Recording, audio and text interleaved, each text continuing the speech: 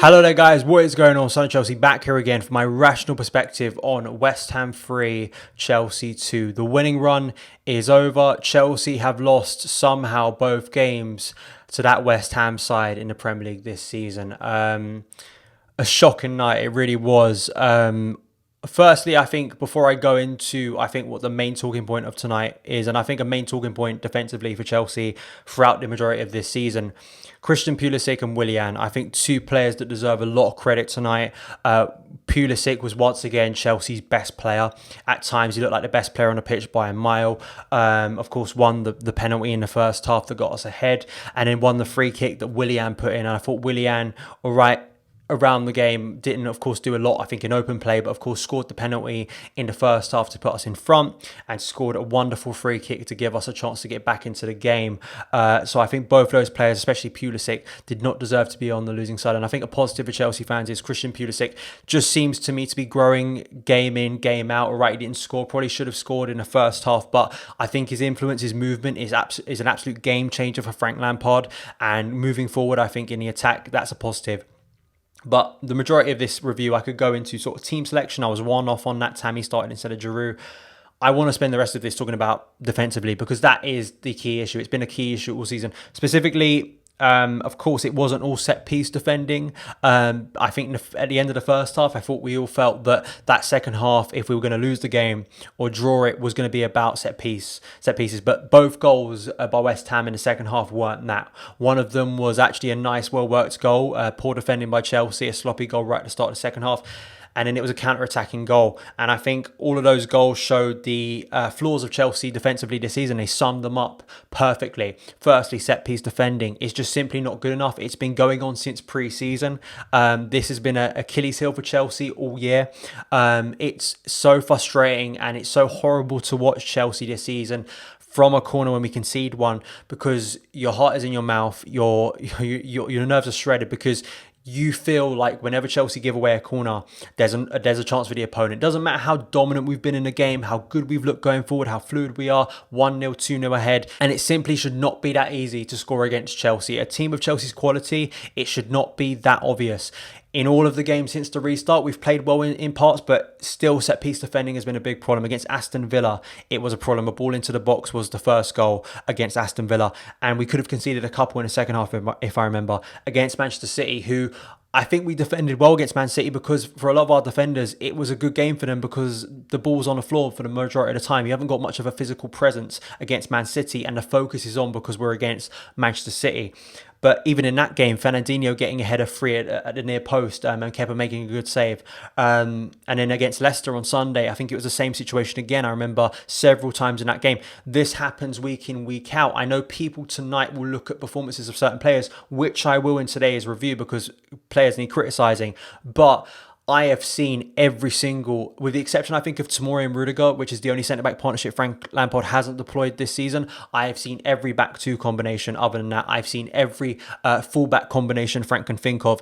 And week in, week out, and it's not only centre-backs, of course, it's the shape of the team. Kepa not being dominant at set-piece. I mean, it's so different to the days of Petr Cech and Thibaut Courtois, where a ball would go into the box and you saw Courtois or Cech, they commit for the ball, and you felt assured. You always knew they would get to the ball, get something on the ball. Kepa just looked so unsure, and that's on him, but also on his defence. I think it's I think both parties there. I think it's just a lack of cohesion at the back, and there's so much talk about Chelsea buying a massive player in central midfield.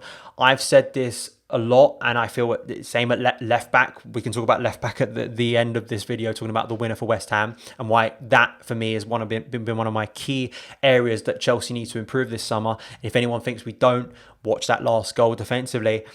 Centre backs, if you're going to spend 70 million on Kai Havertz, Kai Havertz is a wonderful player, will probably become one of the best midfielders in the world, but Chelsea simply looks so uncertain at the back. We look so easy to get at. We look so easy to bully. And Watford on Saturday is going to be another concerning game, because however good Christian Pulisic is at getting Chelsea in front of creating chances, however good Willian can be, or any of the other attacking players you'd mentioned to me, every time a team like Watford, who are going to use set pieces to their advantage, get a corner or get even, it's not even just corner for me. You know, we concede a set piece or a free kick like near the halfway line, I'm getting concerned, because if a ball gets pumped into the box, I'm concerned that any defender is wearing a Chelsea shirt is going to have trouble defending it. That's a key issue. And that is not only on the players, that is also on Frank Lampard and his coaching staff, because that's been a consistent issue. And I think at some point, personnel isn't going to be the issue, the solution here. We're going to have to go out and try and sign someone. I've said on this channel, I don't think there are many obvious options.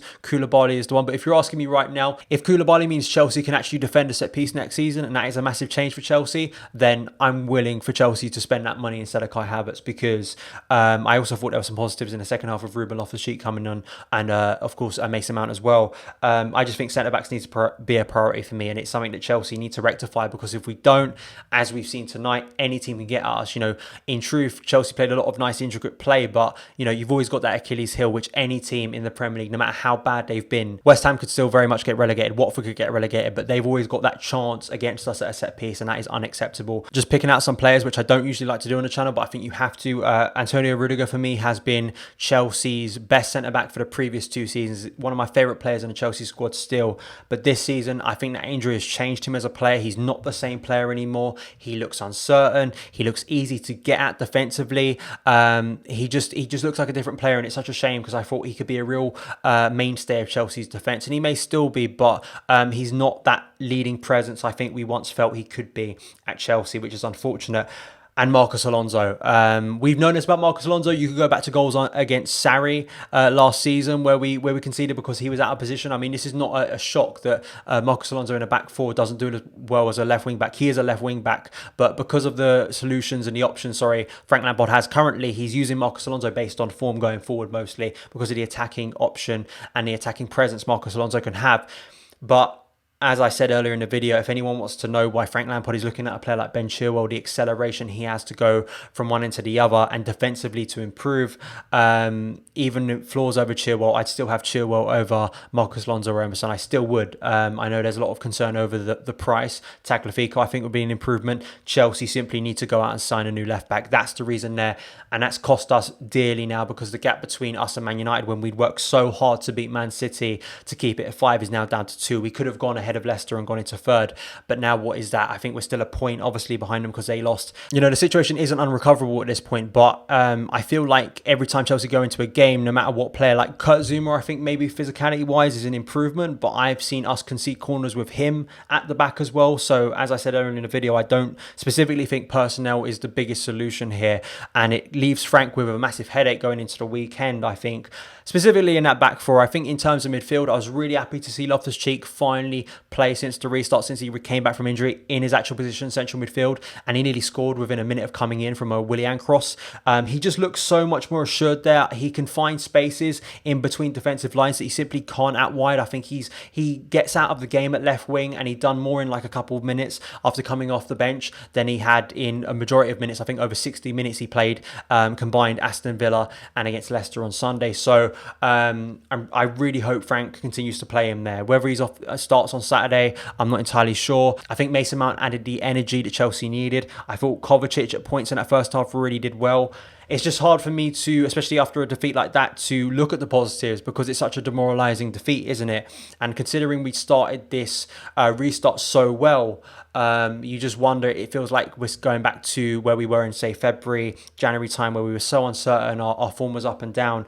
Frank Lampard's got a massive couple of days on his hands, and he doesn't have much time to prepare the team for Saturday's game, but it needs to be a massive performance on Saturday. Chelsea need to go out there, they need to be assertive, and I still feel on their day, Rudiger and Christensen, or Kurt Zouma, or maybe Fikayo Tomori if he's fit, can have big days defensively. At least for the future, looking to next season, I'd be stunned if Chelsea now aren't prioritising and Lampard isn't looking at a new centre-back or trying to solve that problem some way, because as good as we are maybe next season, I mean, maybe next season the plan is to just blitz teams, scoring more goals, but eventually you will get caught out in that system as well. I mean, look at Liverpool. They scored a bundles of goals under Jurgen Klopp in his early years, but they still will get caught out at games where they weren't as prolific up front. Chelsea needs to sort out that area, or it's going to be an Achilles heel once again next season. Those are my thoughts on the game. I'm sorry if they are a bit jumbled, not as cohesive as other reviews, but as you can tell, it's very frustrating. That game, a real chance once again to keep the momentum going. I believe if we would have won this game on Saturday, we would have matched our best winning run of the season, which for me was a brilliant run back in the autumn. But unfortunately, that's out the window now. Chelsea have to go again on Saturday, and we have to get 3 points. Man United look brilliant at the moment. They look so fluid, so confident. I don't think their momentum is dropping. Chelsea do have the sense that, you know, Leicester's form continues to rock, so there is that chance that we could overtake them, but you can't be confident going into Saturday's game, can you, after tonight's performance, even though there were some positive elements like Christian Pulisic and Willian once again. Those are my thoughts. Thank you guys so much for taking the time to watch this video. If you did enjoy it, hit that subscribe button and a notification bell so you never miss an upload. Follow me on Twitter @SonOfChelsea, and I'll see you again.